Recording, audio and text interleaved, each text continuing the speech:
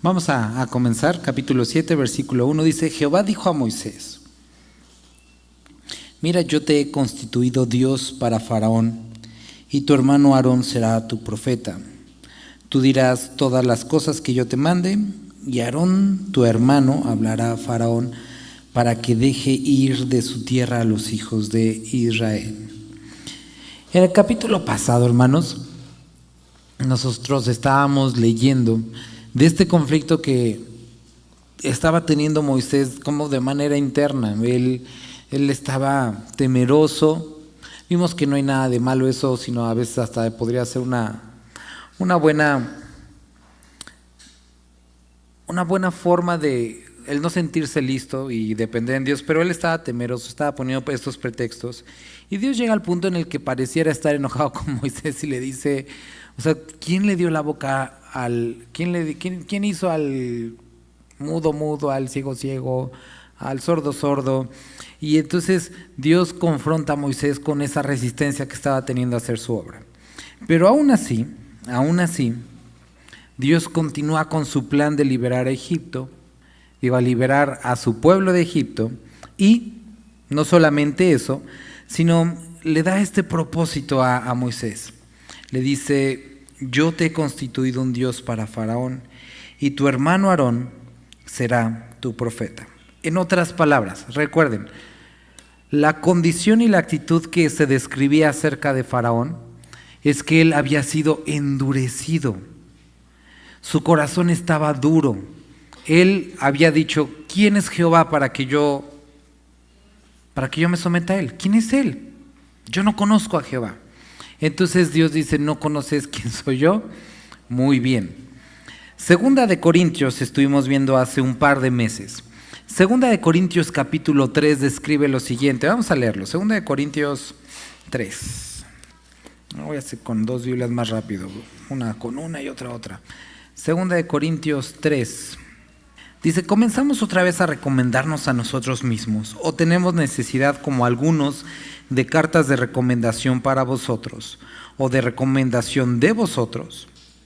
Nuestras cartas sois vosotros, escritas en nuestros corazones, conocidas y leídas por todos los hombres. Versículo 3, y es el que me gustaría que subrayaran. Siendo manifiesto que sois cartas de Cristo expedida por nosotros, escrita no con tinta, sino con el Espíritu del Dios vivo, no en tablas de piedra, sino en tablas de carne del corazón. Entonces, nosotros encontramos lo siguiente: el corazón del faraón estaba endurecido, así como el corazón de muchos en alguna etapa de nuestra vida estuvo endurecido, así como el corazón de muchos de nuestros familiares, de muchos de nuestros amigos el día de hoy puede estar endurecido. ¿Qué es lo que sucede con esto? Nosotros necesitamos tener esta urgencia porque ellos puedan conocer. Pero posiblemente te hayas dado cuenta que en algunas ocasiones las palabras para ellos no son lo adecuado o la forma en la que ellos pueden entender. ¿Por qué? Porque también vimos en Corintios que uno de los problemas que tienen los creyentes, los no creyentes, es que sus ojos están vendados. Lo vimos también en 2 de Corintios, y que nuestra oración por ellos es: Dios quita la venda. El otro problema que tienen, uno es que están vendados y el otro es que no pueden entender la palabra, porque lo espiritual debe entenderse a través del Espíritu. Por lo tanto, la semana pasada también leímos en el libro de Timoteo que la iglesia es columna y baluarte ¿de qué? De la verdad. Es un display donde se presenta, donde se exhibe quién es Cristo. Y aquí en este capítulo, en 2 de Corintios capítulo 3, en el versículo 3, Pablo le está diciendo a la iglesia en Corinto: ustedes son como una carta abierta de Cristo Jesús, para que las personas los lean a ustedes, los vean a ustedes y les recuerden a Cristo. Faraón estaba endurecido y las palabras para él no eran el camino. Entonces Dios pone a un hombre delante de Faraón para que él pueda conocer, a través de lo que él va a decir y de lo que él va a hacer, quién es el Jehová al cual él se estaba resistiendo. Entonces encontramos la condición del hombre, que es la resistencia a Dios, y Dios utiliza a otro hombre con muchos defectos, pero transformado por Dios, para presentar el amor y quién es Dios. El problema que aquí nos vamos a enfrentar y de lo que vamos a estar leyendo ahorita más adelante es que el hombre del final de los tiempos tristemente no se va a parecer a Cristo. Entonces el hombre apartado de Dios va a parecerse más a Satanás. Y si un creyente, bueno, más bien si una persona que se dice creyente no persevera en Cristo Jesús, no va a poder hablar del amor de Cristo. Ahorita vamos a llegar a eso, pero a manera de que podamos ir introduciéndonos al tema. Entonces, por eso les dice, yo te he constituido un Dios para Faraón. No es que Faraón vaya a adorar ni nada, sino que está hablando de este reflejo de Dios, Moisés. Y a tu hermano Aarón será tu profeta. De la misma forma que Cristo no hizo nada sino porque el Padre le hablaba, Moisés no podía decir otra cosa que Dios no le dijera, y Aarón tenía que esperar a que Moisés le dijera algo para que él pudiera actuar. Sería importante que nosotros tomáramos en cuenta este principio. Versículo 2. Tú dirás todas las cosas que yo te mande. Aarón tu hermano hablará a Faraón para que deje ir de su tierra a los hijos de Israel. Versículo 3. Y yo endureceré el corazón de Faraón y multiplicaré en la tierra de Egipto mis señales y mis maravillas. En Romanos capítulo 1, versículo 24 al versículo 28, nosotros vemos descrito esta condición del Faraón. ¿Qué es lo que estaba sucediendo? Que él había determinado en su corazón ser endurecido. Ese es el camino que él había decidido. Y simplemente Dios le dijo, ¿eso es lo que quieres? Llégale con todo lo que tienes a eso que tú ya has decidido. Vamos a leer Romanos, porque son dos versículos muy importantes para lo que vamos a estar hablando el día de hoy. Romanos capítulo 1. La triste condición del hombre que se empeña en su pecado. Romanos 1:24 dice, por lo cual también Dios, y ese por lo cual también Dios es por lo que dijo un poco antes, por cuanto no quisieron tener en cuenta a Dios, ¿sale? Por lo cual también Dios los entregó a la inmundicia en las concupiscencias de sus corazones, de modo que deshonraron entre sí sus propios cuerpos, ya que cambiaron la verdad de Dios por la mentira. Entonces, no habla de un desconocimiento, sino de, a pesar del conocimiento, cambiaron por la mentira. Dice, honrando y dando culto a criaturas antes que al Creador, el cual es bendito por los siglos. Amén. Por todo esto, Dios los entregó a pasiones vergonzosas, pues aún sus mujeres cambiaron el uso natural por el que es contra la naturaleza. Y de igual modo, también los hombres, dejando el uso natural de la mujer, se encendieron en su lascivia unos con otros, cometiendo hechos vergonzosos, hombres con hombres, y recibiendo en sí mismos la retribución debido a su extravío. Y como ellos no aprobaron tener en cuenta a Dios, y esto subrayen esta parte, Dios los entregó a una mente reprobada para hacer cosas que no convienen. Y te animo a que aparte de que subrayaste esto, pueda circular una mente reprobada. Entonces, estamos hablando de personas con cierta clase de conocimiento, porque ahorita vamos a leer también eso en Timoteo, pero que ese conocimiento o esa demostración o esa idea de quién es Dios, no quisieron tomar en cuenta a Dios. Entonces ellos eligieron por encima de Dios, lo que sabían ya de Dios, eligieron por encima de Él sus pasiones, sus necesidades, su agenda. Y entonces, a pesar de haber recibido una y otra ocasión de Dios quién era Él y lo que Él quería, ellos decidieron tomar su camino. Entonces, este es uno de los, y quiero que identifiquemos esto, este es uno de los niveles más profundos, vamos a usar esa palabra, de rebeldía. Porque nosotros vemos momentos en los que Dios está rodeándonos de circunstancias, pero llega el momento en el que Dios dice, eso es lo que quieres, eso es lo que vas a tener, y Dios se hace a un lado para que el hombre o la mujer se introduzcan completamente en su maldad.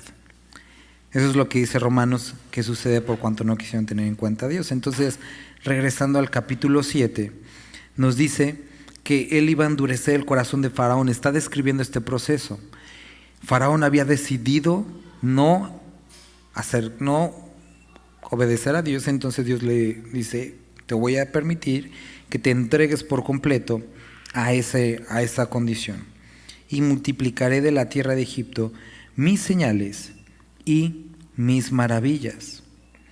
Y Faraón no os oirá, mas yo pondré mi mano sobre Egipto y sacaré mis ejércitos, mi pueblo, los hijos de Israel de la tierra de Egipto, con grandes juicios. Versículo 5, checa. Y sabrán los egipcios que yo soy Jehová cuando extiendan mi mano sobre Egipto y saque a los hijos de Israel en medio de ellos. Entonces, esto que Dios estaba a punto de hacer, el mostrar sus maravillas y mostrar sus milagros, tenía varios propósitos. Primero, era demostrar que ninguna cabeza dura es lo suficientemente dura para resistir a Dios. Dios puede quebrantar cualquier corazón. Y si en alguna área estás siendo endurecido o estás permitiendo ser endurecido, ten por seguro que Dios es experto en esos casos. Él tiene sus métodos, por una parte. La otra parte, vamos a leer más adelante, y también creo que lo leímos la semana pasada, que Dios resiste al soberbio, pero también Dios está en contra, resiste a aquellos que con injusticia detienen la verdad. ¿Se acuerdan? Leímos esto. ¿Qué es lo que estaba haciendo Faraón? Faraón está diciendo: yo no sé quién es Dios, no me interesa, y no voy a permitir que se vayan. Y todo el pueblo de Egipto, obviamente después esto se supo, ¿no? Pero estaba en esa ignorancia, porque su gobernante estaba deteniendo lo que Dios quería hacer. ¿Y qué es lo que dice Dios? Voy a hacer mis milagros para que el pueblo, si Faraón no quiere saber quién soy yo, el pueblo pueda saber quién es Jehová. El pueblo de Egipto tenía muchos dioses, era un pueblo politeísta, y a través de las plagas que no vamos a ver hoy, sino la próxima semana vamos a intentar verlas en una sola exposición, Dios exhibe la debilidad de cada uno de los ídolos de Egipto. Y esa es la otra cosa que quiero que puedas ver, que si tú estás permitiendo o tienes ídolos en tu corazón, Dios se puede encargar y se va a encargar de destruir y exhibir la debilidad de cada uno de los ídolos que has construido delante de ti. Y Él va a demostrarte una y otra vez quién es Él. Con eso empezamos el libro de Génesis, una revelación progresiva de quién es Dios. Eso es lo que nosotros vemos a lo largo de la Biblia, una revelación progresiva de quién es Dios y cómo es Él. Y por eso vamos encontrando cada uno de los nombres de Dios y cada uno de los atributos de Dios reflejados en diferentes porciones de la palabra para mostrarnos quién es Él. Y hay momentos en los que estamos tan abiertos que leyendo entendemos y obedecemos. Y hay momentos en los que nuestro corazón se endurece y Dios dice: voy a hacer mis maravillas, voy a hacer lo que tenga que hacer, pero te voy a dejar claro quién soy yo. ¿Por qué? Porque Él es Dios. Entonces, era un acto no de enojo, era un acto de misericordia para el pueblo. Y cuando Dios obra de una manera dura, a nuestros ojos, sigue siendo un acto de misericordia, porque Él dice: voy a mostrarle al pueblo de Egipto quién soy yo, que los demás vean. Versículo 6. E hizo Moisés y Aarón como Jehová les mandó, y así lo hicieron. Era Moisés de edad de 80 años y Aarón de edad de 83 cuando hablaron a Faraón. Habló Jehová a Moisés y a Aarón diciendo: si Faraón no respondiere diciendo si Faraón os respondiere diciendo: mostrad milagro, dirás a Aarón: toma tu vara y échala delante de Faraón para que se haga culebra. Vinieron pues Moisés y Aarón a Faraón e hicieron como Jehová lo había mandado, y echó Aarón su vara de delante de Faraón y de sus siervos, y se hizo culebra. La palabra que encontramos aquí es la palabra tanim. Esta palabra es interesante porque no describe una culebra, como desafortunadamente tenemos en nuestra traducción.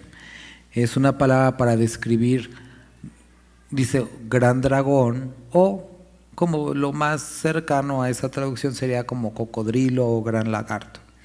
Entonces, en lo que se convirtió, y a lo mejor cambia ya tu imagen mental de este relato, es posiblemente o en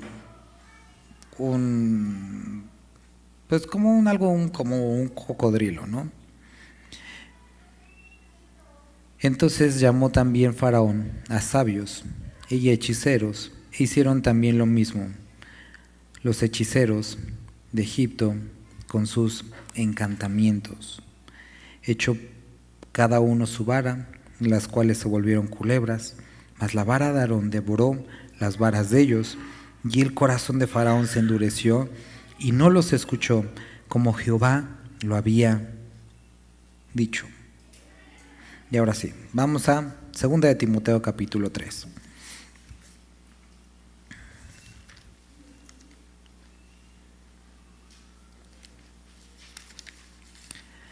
El apóstol Pablo, hablando acerca del final de los tiempos, toma esta porción y describe la imagen espiritual o el principio espiritual detrás de este relato, que el día de hoy espero podamos entender y viendo la ilustración podamos aplicarlo y tener cuidado en nuestra vida. Entonces, 2 de Timoteo, capítulo 3, vamos a leer la porción que es del versículo 7 al versículo 9.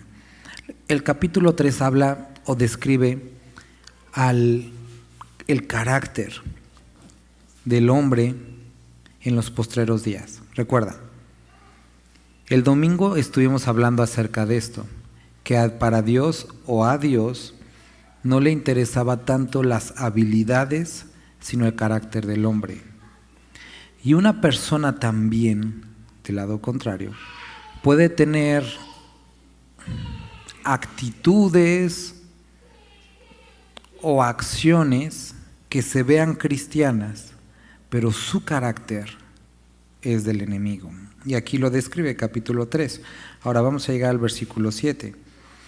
Dice, estas siempre están aprendiendo. Dice, porque estos son los, versículo 6, porque de estos son los que se meten en las casas y llevan cautivas a las mujercillas, cargadas de pecados, arrastradas por diversas concupiscencias. Siempre están aprendiendo y nunca pueden llegar al conocimiento de la verdad. Y de la manera que Janes y Jambres, que son estos dos hechiceros que estamos leyendo en Éxodo, resistieron a Moisés, así también estos resisten a la verdad, hombres corruptos de entendimiento. Y si ves es la misma palabra que utiliza Romanos, corruptos de entendimiento, reprobos en cuanto a la fe. Entonces su entendimiento ha sido corrompido o se ha vuelto corrupto. Y cuando empezamos Timoteo vimos que el no caminar en la fe produce esto, un entendimiento corrupto. Y después no solamente es un entendimiento corrupto, sino reprobados o reprobos en cuanto a la fe. Entonces su forma de vivir de la fe es reprobada.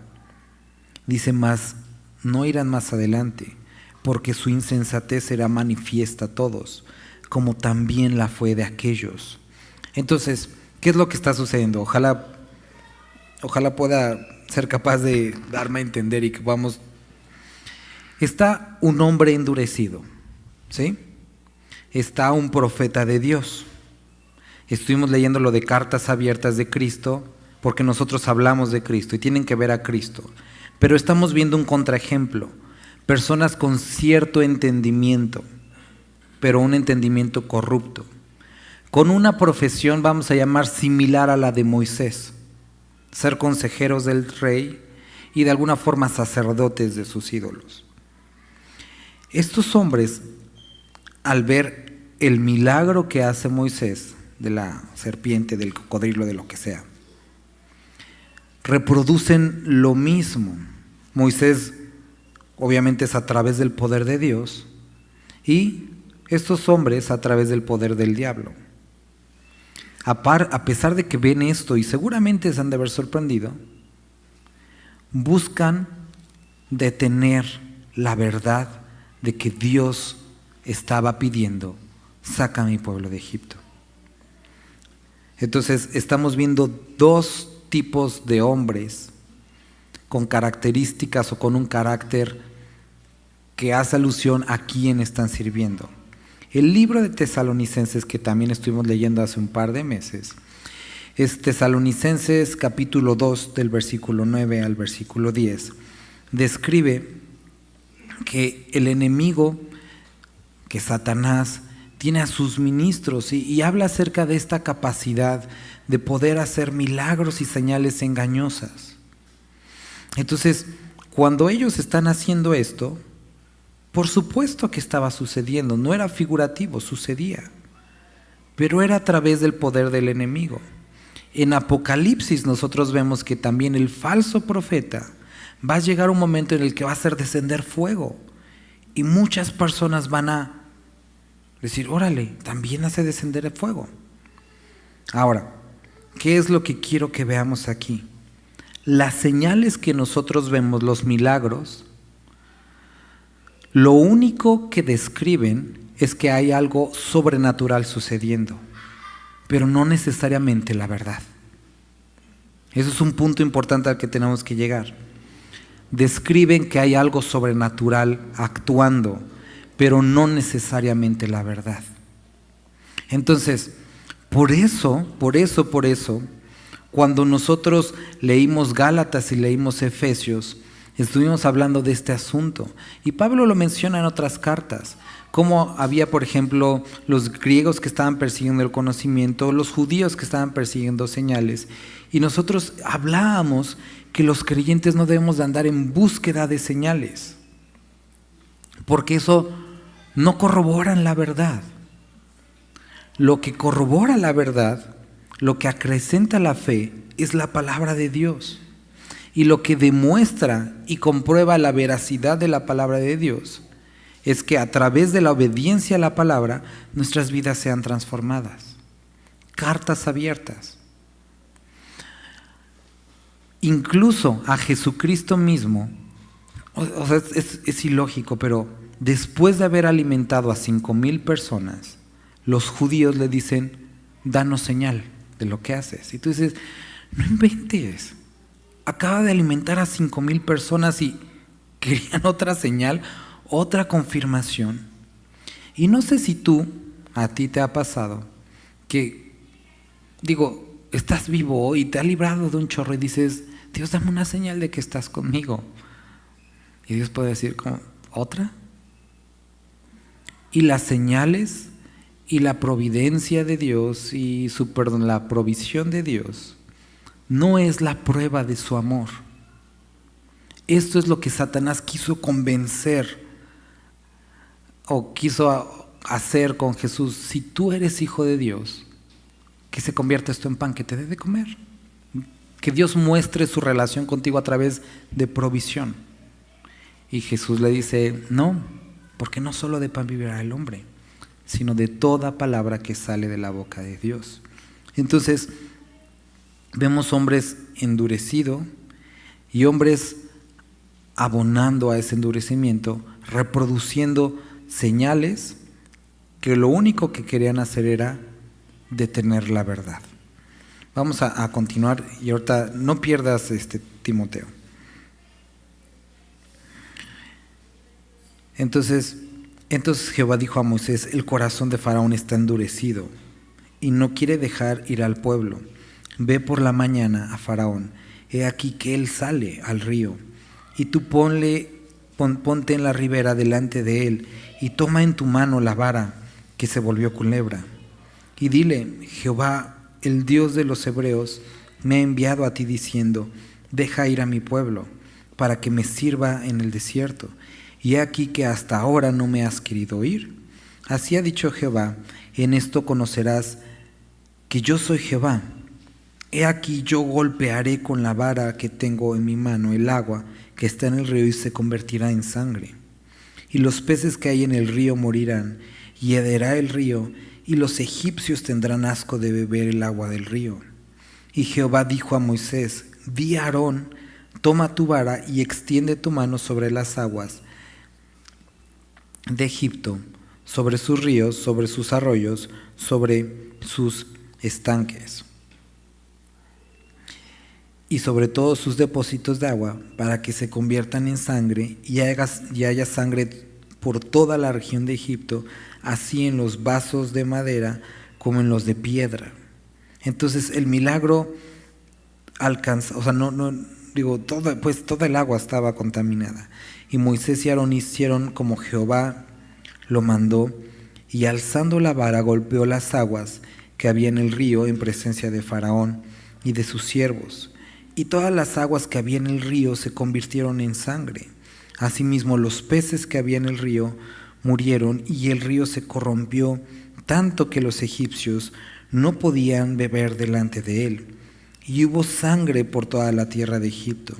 Y los hechiceros de Egipto hicieron lo mismo con sus encantamientos y con el corazón de Faraón. Se endureció y no los escuchó, como Jehová lo había dicho. Y Faraón se volvió y fue a su casa, y no dio atención tampoco a esto. Y en todo Egipto hicieron pozos alrededor del río para beber, porque no podían beber de las aguas del río. Y se cumplieron 7 días después que Jehová hirió el río. Entonces vemos que se le advierte a Faraón, no quiere escuchar, y entonces Dios golpea el río, y la fuente de sustento de toda la nación es contaminada. ¿Qué es lo que hacen los profetas, los sacerdotes, estos cuates? Nuevamente buscan y reproducen de alguna forma el milagro o lo que yo estaba haciendo. Ahora, desafortunadamente, muchos comparten el evangelio de esta forma. Creen en Dios y Dios va a componer tu situación económica. Eso también lo hace Satanás. Cree en Dios y vas a conseguir una pareja. Eso también lo hace Satanás. Cree en Dios y te va a ir bien en el trabajo. Eso también lo hace Satanás. Y entonces el enfoque de algunos es prometer que Dios va a hacer las cosas que el hombre y la mujer pueden conseguir sin Dios. Eso lo consigue sin Dios. Ese ni siquiera es el propósito de Dios. ¿Por qué los sacerdotes o estos cuates, en lugar de contaminar más agua, no limpiaron el río? Porque eso no lo pueden hacer. Porque eso era una obra que únicamente Dios podía parar. Satanás, la carne, únicamente puede producir aquello que contamina más la carne. Más enajenamiento, más esclavitud, más de todo lo que ofrece el mundo. Eso es lo que Satanás hace. No prometas a las personas eso. No que Dios no lo pueda hacer, pero eso no es lo que quiere Dios.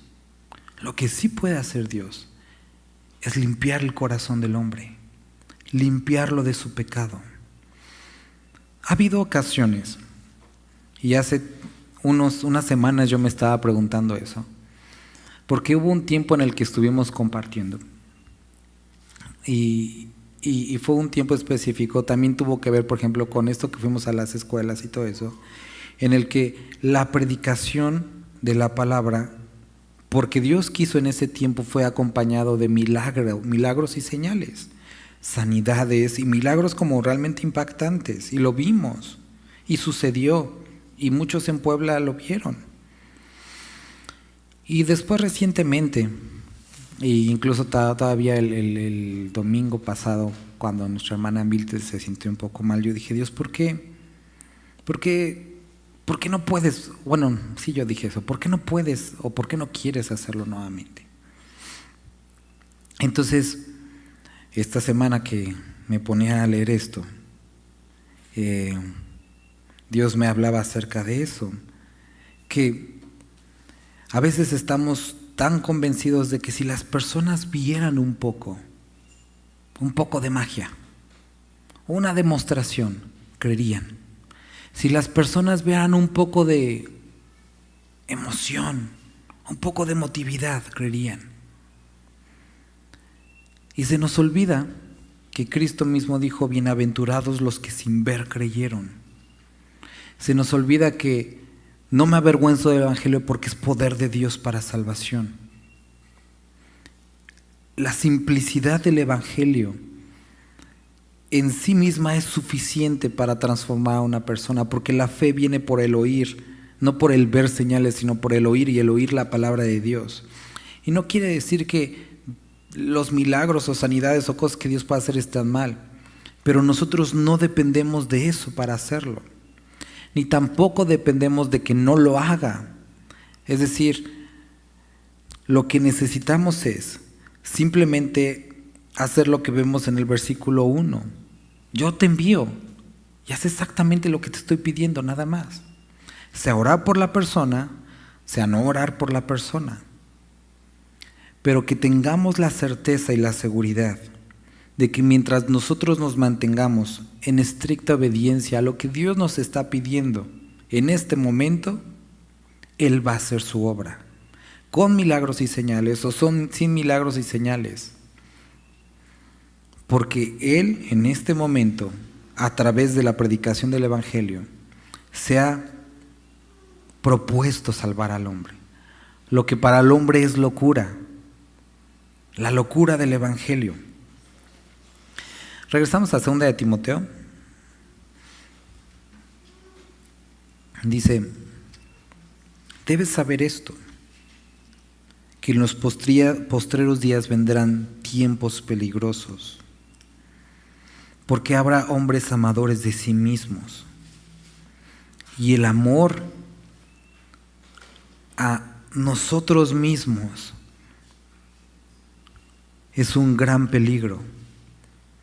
Porque cuando cambiamos, como vimos en Romanos, la gloria de Dios por la gloria del hombre, entonces lo único que podemos esperar es un camino a una espiral descendiente, que cada vez nos va a llegar más al punto en el que Dios diga: por cuanto no quisieron tomar en cuenta a Dios, los entregó a sus pasiones vergonzosas.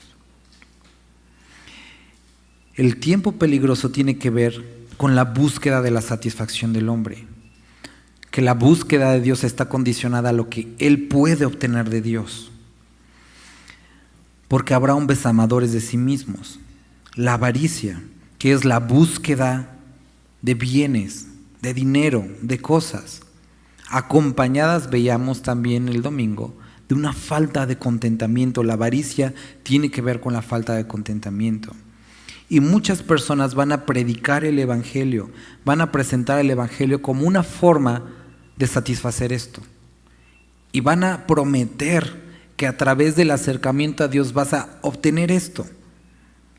Entonces dice: ten cuidado con eso, eso va a ser peligroso. Porque, ¿qué es lo que va a suceder? Muchos lo van a lograr. Pero tienes que recordar que Satanás también hace milagros engañosos. Hay personas que se presentan con que mira todo lo que tengo. Y tú dices: órale, me gustaría eso. Pero eso no es el propósito. Después dice vanagloriosos.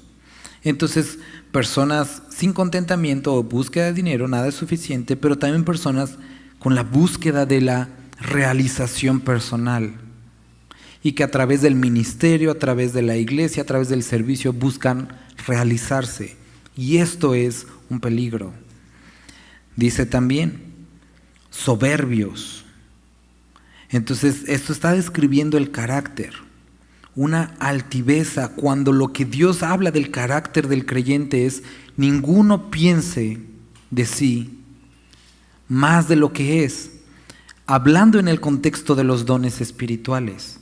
Entonces, a pesar de tener un don que proviene de Dios, dice: hey chavo, ¿no piensas que eres tú? Es Dios. Pero ¿cuál es el carácter de este tiempo de apostasía? Hombres soberbios, que se la han creído y han comprado la idea de que son ellos. Después dice blasfemos, que sus palabras en nada representan el discurso divino, sino hablan en contra de él, desobedientes a los padres, ingratos, impíos, sin afecto natural, implacables, calumniadores, intemperantes, crueles, aborrecedores de lo bueno, traidores, impetuosos, infatuados, amadores de los deleites, más que de Dios. Y subraya por favor esto. Piedad, recuerda que son aquellas actitudes o actividades que de alguna forma representan o recuerdan al ser humano a Dios. Acciones divinas, la bondad, la caridad, el dar y todo eso, recuerdan la bondad de Dios. Y dice que tendrán aspecto de piedad o apariencia de piedad, pero su carácter negará la eficacia de ellos. Y dice la palabra, a estos evita. Y entonces viene lo que ya leímos, porque de estos son, y empieza a describir un poco más de cosas. Vamos a terminar con esto, y espero que pueda hacerte sentido lo que estamos viendo el día de hoy. Dios envió a Moisés, a pesar de sus muchas faltas, de sus muchas carencias, a un pueblo endurecido. Dios le dice, solamente di lo que te estoy pidiendo, haz lo que te estoy pidiendo. Y veíamos, dice, yo te voy a poner como mi representante. Sé una carta abierta, que tu conducta, tu forma de hablar, tu forma de ver, tu forma de actuar, le pueda demostrar al pueblo de Egipto que no me conoce, quién soy yo. Y eso es lo que el creyente tiene que entender, que hemos sido puestos en una generación que aborrece todo lo que tiene que ver con Él y que no le conoce. ¿Y cómo es que ellos pueden tener este primer encuentro de cómo es Dios? Debe de ser viéndonos a nosotros, porque hay un riesgo que al final de los tiempos también habrá muchos que tienen apariencia de piedad, pero sus obras, su actuar, su palabra niegan la eficacia de ella. Por lo tanto, debemos ser muy obedientes a la manera y a la forma de presentar nuestra vida como un testimonio vivo, como dice Romanos, un sacrificio vivo, santo y agradable a Dios. Después lo envía y tiene que entender también Moisés, y tenemos que entender nosotros, que la forma de actuar de Dios, la dureza que pudiera verse como dureza, las pruebas, tienen el propósito de mostrar a los demás quién es Él. Entonces nosotros somos atravesados de diversas circunstancias como una forma de poder presentarlo a Él. También lo leímos, con la consolación que fuimos consolados, ahora podemos consolar a otros. Después vemos cómo va a haber otras personas que resisten a la verdad, pero la palabra misma dice que su fin no va a ser bueno y que va a ser exhibida su ignorancia. El libro de Apocalipsis también dice, escribiendo a la iglesia de Filadelfia, aunque eres débil, aunque eres pequeño, yo he abierto delante de ti una puerta que nadie puede cerrar. Nadie puede cerrar. Y una parte que me ha llamado mucho la atención durante varios años que dice, y yo voy a hacer que aquellos, dice la sinagoga de Satanás, reconozcan que yo te he elegido, que yo te he amado. Y no se trata de fortaleza, no se trata de señales, no se trata de capacidad, se trata de obediencia.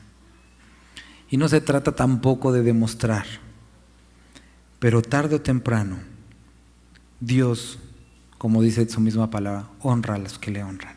Y vamos a terminar con esto para poder después dar entrada a lo siguiente. Era un hombre que estaba obedeciendo a Dios y Dios honró sus palabras. Fueron acompañadas de la demostración del poder, del cual Pablo habla cuando escribe los de Corinto. Y dice, yo no voy a ir como ustedes con vana sabiduría, yo voy a ir con sabiduría que proviene de Dios y demostración de poder y de Espíritu Santo. Nuestras palabras deben de ir acompañadas con esa entereza, eso que produce el obedecer a Dios, que Él respalde las palabras que nosotros estamos diciendo, porque no son nuestras, sino son de Él. Vamos a orar. Padre, gracias te damos por esta porción que pudimos leer, Padre. Dios, en esta noche también queremos poner delante de ti a nuestra hermana Rosy, a nuestro hermano Sergio, que en su campo, en sus vidas diarias han tenido diferentes circunstancias el día de hoy. Queremos rogarte que tú continúes obrando en ellos, Padre, que tú puedan experimentar tu amor, puedan experimentar tu gozo, Padre. Te alabamos y te bendecimos, Dios, y te rogamos que tú los fortalezcas. Te rogamos por esta palabra que hoy hemos leído, Padre. Habla a nuestros corazones y que podamos ser edificados por ti. Agradecemos, Dios, por este tiempo, por poder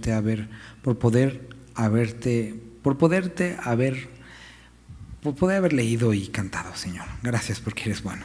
Amén.